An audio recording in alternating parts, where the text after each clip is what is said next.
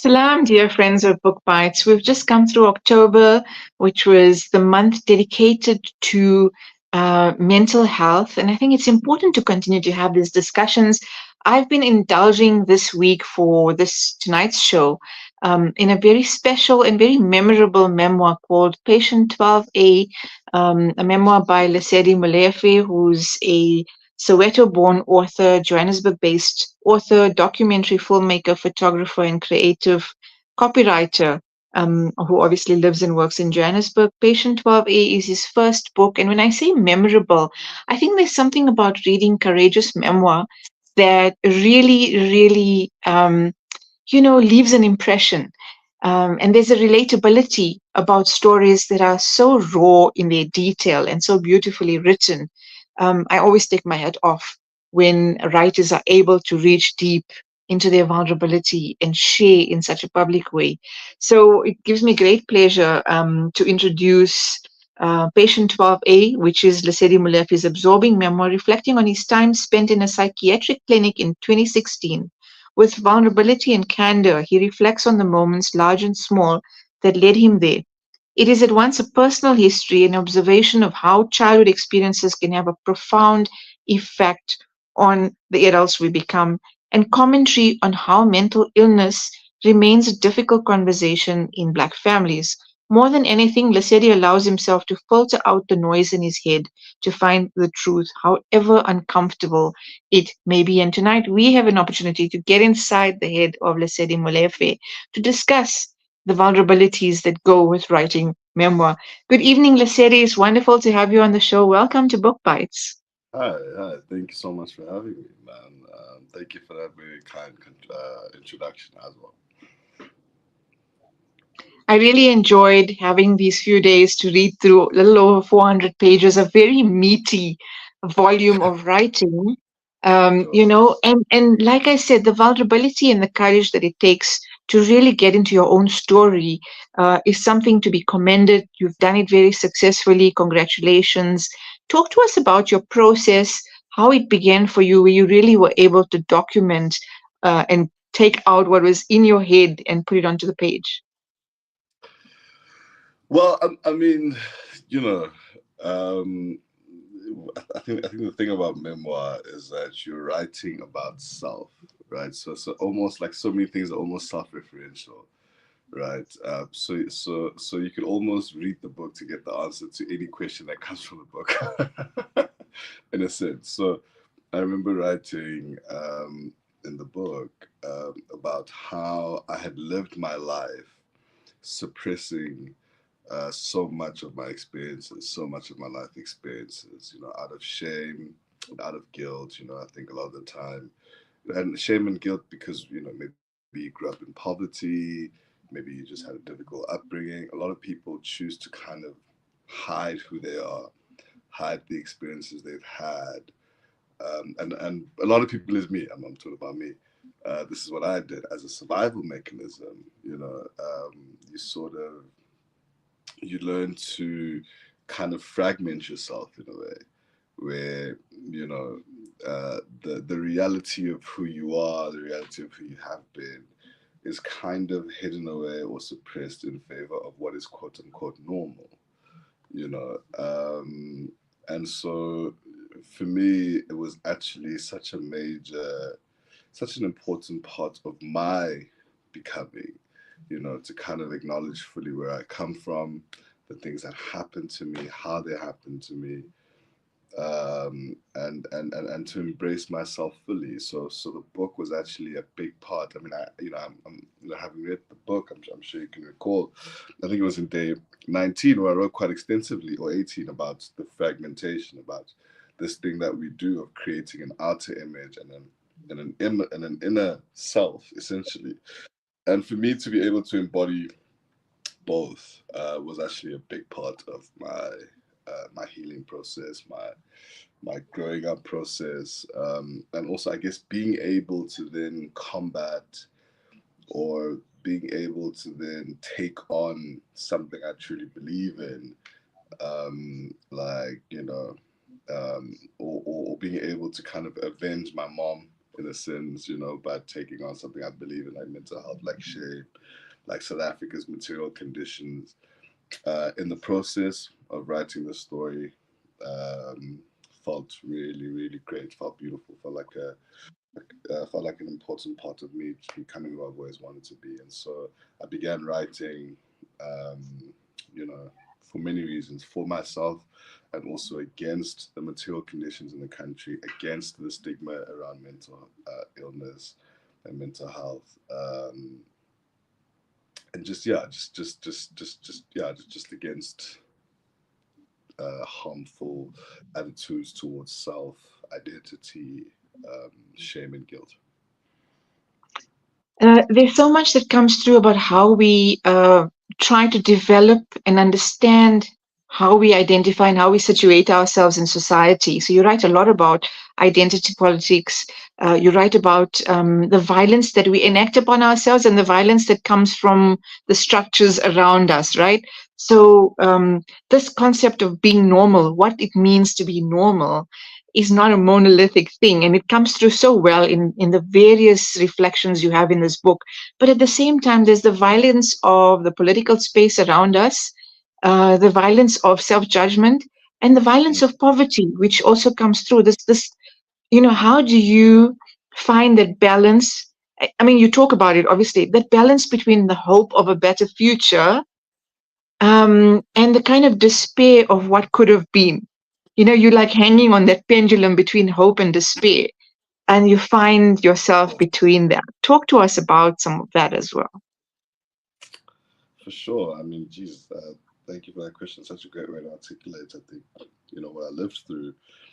Um, I actually said this to someone recently, and this might be a dangerous thing to say, but, in terms of kind of negotiating with the despair and the hope, I think in a lot of ways, and this is something I also try to kind of break down with nuance. In a lot of ways, my depression saved my life. In a lot of ways, we have, it's sort of that thing where it's like, had I not suppressed myself emotionally, mentally, and in every way, when we were literally living through extremely violent, extremely traumatic incidents, had I not had the body, in fact, not gone into the body, such an amazing thing where it can develop these coping mechanisms, for a child, where a child will then kind of freeze their emotions, put them in the fridge, and go, I'm gonna eat that later. Or I'll be able to, what I mean? I'll be able to take on and bite into these emotions later on when I'm in a safer place. That's essentially what I had to do all my life, right? I had to kind of, because every single year, every few months, we were living through one kind of violence or another. As a child, I just kind of learned how to suppress myself emotionally, how to kill myself off emotionally, in order to be able to then revisit those emotions later on. But now the thing about, like, an umbrella is that, like, once it stops raining, it becomes a burden, right? But then it's quite useful while it's raining. You know what I mean? If you get what I'm what I'm getting at here, where that coping mechanism of suppressing emotions then becomes problematic later in life as an adult, when now I want to, like, now I'm building a life for myself. I want to create a new reality for myself. I want to build relationships healthy. I want to create a healthy environment for myself. And yet now there's all of this stuff in the freezer. There's That all you of this haven't dealt emotion with. that I haven't dealt with. you know, and um, and so now at age 25, I thought I could just forget what was in the freezer, but then no, it all comes back. And so that was me kind of at age 25 going, okay, snap, I guess what I need to do now in order to be able to move ahead with my life is I need to empty the freezer one block at a time, one item at a time, and think about these traumatic things that happened and kind of sit with them for a bit. Um, but yeah, like, to be honest with you, that's exactly how I negotiated the hope and the despair. I really, it's a maladaptive coping mechanism. It's an unhealthy coping mechanism to suppress your emotions. But I think for the majority, and this is another reason why I felt it was important for me to write the book. But I think for the majority of South Africans who live every day with the need to survive, first and foremost, what South Africans do is they kill themselves off emotionally. It's a type of suicide too, where we suppress ourselves, we suppress how we really feel about things, and like you're saying, this the violence of self judgment and self kind of emotional mutilation, or just kind of not allowing ourselves to experience ourselves fully because we don't have the resources to do it. When a child is hungry and they can't eat and there's no food to eat, the only thing they can kind of control is the suppression of the hunger. So what you start to do when you're hungry as a child and there's no food is you start to be angry at your body for being hungry, whereas it's a perfectly normal bodily function for your body to remind you of its hunger. You begin to resent yourself for not being Mm. able to meet your own needs. Whereas, like you're saying, these are much bigger structural matters. So for me, writing Patient 12A in such a human way was important in that sense, to kind of go, we are experiencing a mini mental health crisis. 14 people kill themselves daily in this country. Um, that's not to mention. Sorry, in 2013, sorry, in 2023, at the last time I checked the statistics, on average, 14 people um, died by suicide daily in South Africa, and that's not counting and that's not counting suicide attempts. That's not counting the number of people who are just kind of struggling daily with themselves and kind of just what they're feeling through. So for me, as opposed to writing this kind of self-help book that's kind of going to wag a finger at people and say, well, you know if you're feeling a certain way, it's your fault. No, like, it felt important to write a really human um, book that's almost an anti-self-help book that acknowledges and that affirms your right to not feel good, as opposed to trying to remind you not to feel good. I think what we do, in the Western concept of wellness, is you must numb your negative emotions as quickly as possible, and that's why people turn to drug use. That's why people turn to alcohol use, because we essentially we've created this culture where um, you know, you must get rid of negative emotion, as opposed to sitting and listening to what your negative emotions are trying to tell you about your life and about yourself. We really are very violent against ourselves. The system is very violent against our negative emotions. I think it's not in the interest of the system for people to feel their rage and their pain and their anger at the reality of things. And so we do kind of have this way of wanting to get rid of negative emotions and mental states, as opposed to trying to listen to what they're telling us. When we look at how we socialize, perhaps boy child in particular, to just kind of man up and do your thing, we seem to be encouraging survival mode, and this idea that the boy child must take on responsibilities in a certain way, man up, hide your emotions, and just handle life or whatever it throws at you. And those expectations still seem to be quite prominent in the way children are brought up. Now, when reading a memoir like Patient 12A, I think for me was a reminder also that it's okay to not be okay. It's okay to not be able to handle your stuff. It's okay to have a mess and to want to sort through it. It's quite humbling to be able to read this sort of thing. What would your advice be to parents bringing up children, but also to, people in our communities and in our society to say, cleaning up is not just work for yourself. It's justice work. It's community work. You talk about that. You talk about grief as being a communal project. I'm paraphrasing, I guess. Just talk to Yeah, us a little bit about that. Yeah, I mean, I'll start with the, about boy children being raised to kind of live in perpetual survival mode. That's absolutely true, you know.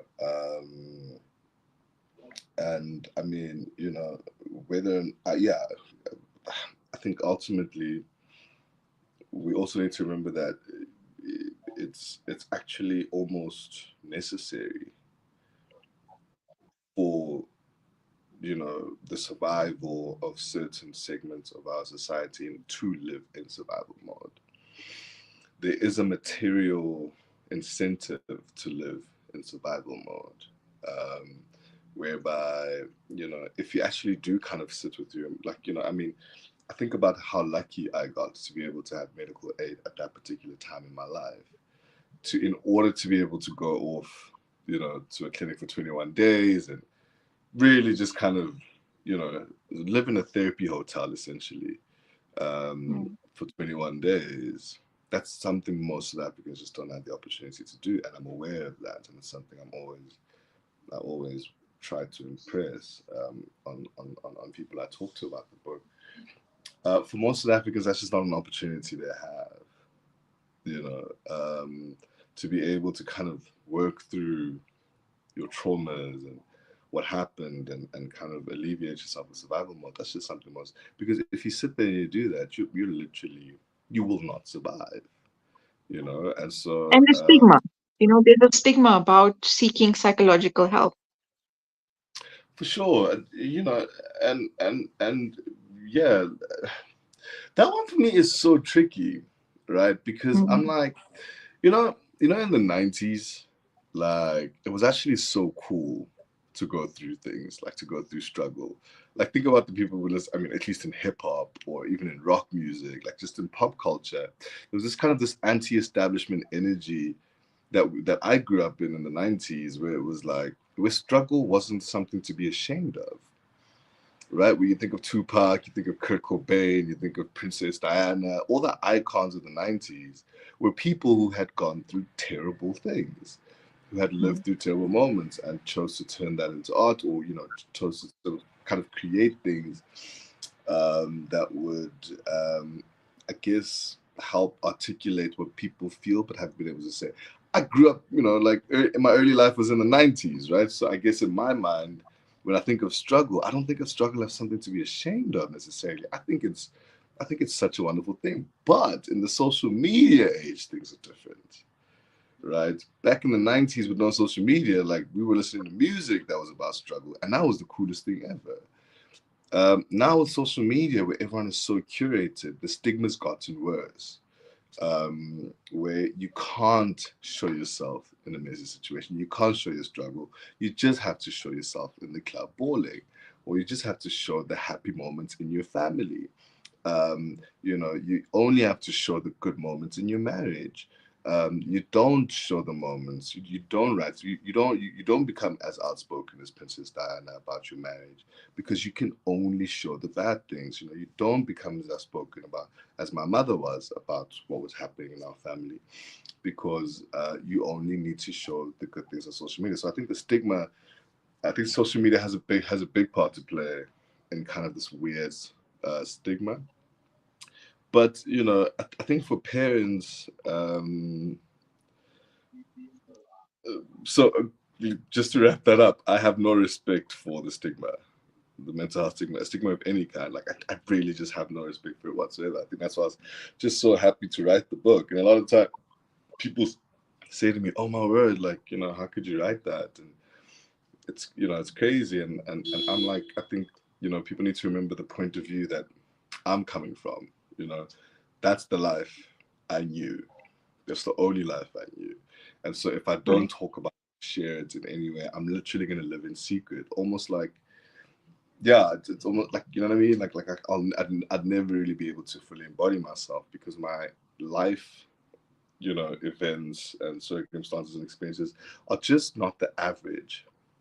You know, it's not very easily relatable, uh, in terms of being explicit events. I think the themes underlying many of my life events are quite relatable, but not the actual events. And so, um, yeah, beating the stigma felt quite natural to me, and it's something I'm very happy that I've been able to play a very small part in, or make a small contribution to. Um, and in terms of parents, I think parents and children, I think the happiest part of my life with my mom were when she communicated well, you know, about what was happening in her own life, about what she hoped for our lives. And I think that was one of the first few signs, when she started struggling with herself, was that she kind of struggled to communicate with us lovingly. And so I would really, I think for parents, I would just say, wow, like I couldn't stress more how crucial it is to create a culture of communication, um, that is not shame based, that is not guilt based with your children, that is not punishment oriented. Because I think shame and guilt, you know, are, are, are violent, Yeah. in their nature. And so I think a lot of parents don't realize how violent they really are toward their children. Um, because, in fact, many parents might say, I don't hit my children physically, but they don't realize just how emotionally and mentally violent they can be toward their kids with shame and using shame and guilt.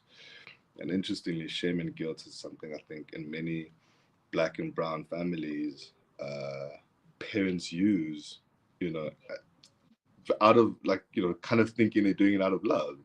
They kind of think like we're so often shamed into action.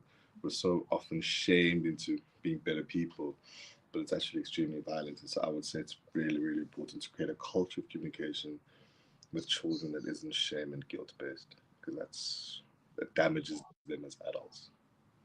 I think the old way of thinking used to refer to a fine line between respect and fear. And shame and shame and guilt were often used as ways of regulating behavior. And this fear of children not fitting into the structures, because we were immersed in a very violent political structure. You had to behave and be obedient in order to survive, and that Correct. definitely impacted on the family.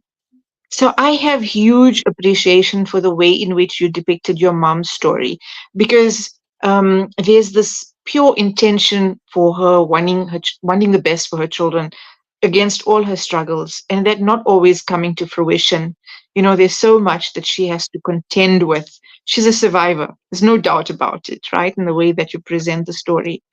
But you also have to be so honest when you go through your own healing and reflective process, healing your own childhood trauma, and you do that with humility and grace as well in the way that you engage. I mean, there are those moments where the realness comes through. I mean, I had huge appreciation for the whole arc of development in which you develop your the telling of your mom's story.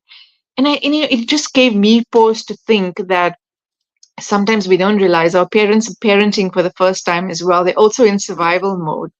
They're also just sort of making it up as they go along, and with the best of intentions, not always getting it right. And that's the thing about parenting, the Yeah, vulnerability and the struggle of parenting, you know? 100%. Absolutely. I'm so glad that came through for you.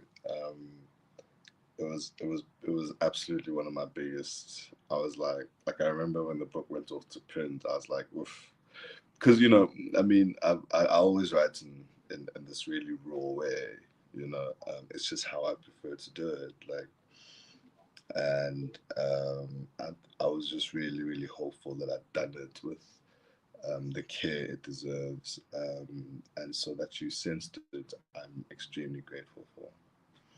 Yeah, and you're right. That is essentially what I was trying to get across. That our parents, as much as they might hurt us, and we might hurt them too. Whatever it is, I think it's really important for everyone to be gentle with each other, because we're all also humaning for the first time. They're parenting for the first time. We're humaning for the first time. And so it just goes to show again that we have to practice better.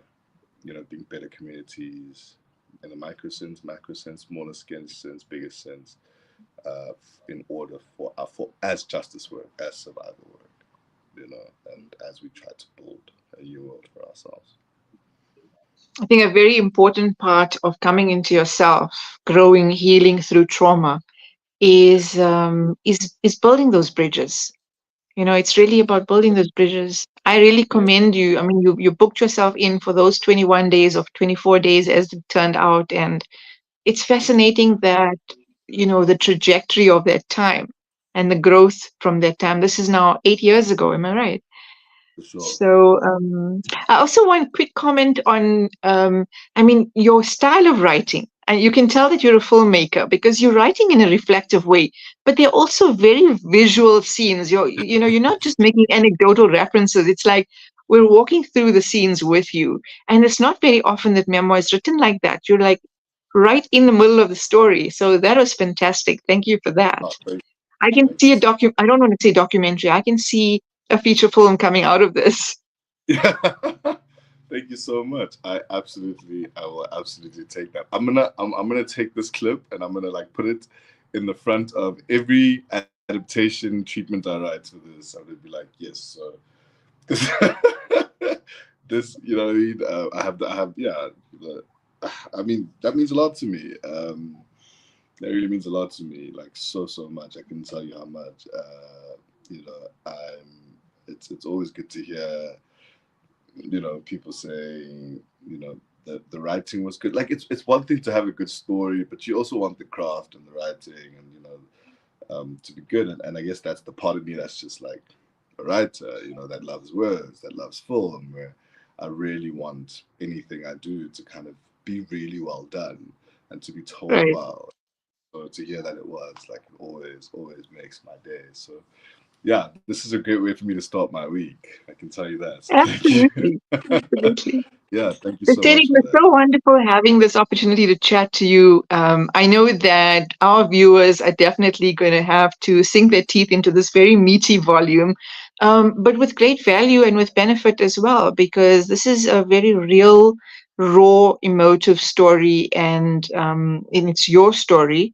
And we wish you Yes, everything of the best as launches continue and the conversations and discussions continue around the country, and further expression in visual form as well, hopefully. for sure. Thank you so much, man. I really do appreciate that. Thank you so much for having me. And yeah, look, I mean, I'm always available. I do look forward to more conversations about it. Anyone can reach me on any of my social media platforms. It's Lee Molefi on Instagram. I'm more on Instagram and Lesedi Molefi on Facebook. And yeah, really keen to hear from absolutely anyone for anything. And but yeah, again, thank you for having me, and always happy to answer when you call. For Wonderful. that. That's wonderful.